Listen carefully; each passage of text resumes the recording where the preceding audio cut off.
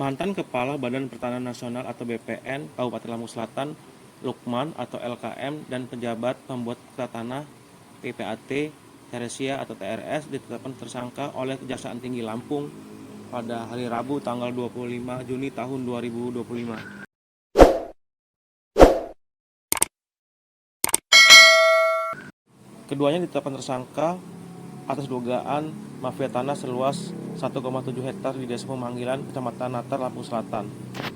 Tanah milik Kemendak Lampung. Bidang Tindak Pidana Khusus Kejaksaan Tinggi Lampung pada hari ini menyampaikan perkembangan penanganan perkara dugaan tindak pidana korupsi penerbitan hak atas tanah di atas sertifikat hak pakai nomor 12/NT/1982 dan Kecamatan Natar, Kabupaten Lampung Selatan, Provinsi Lampung.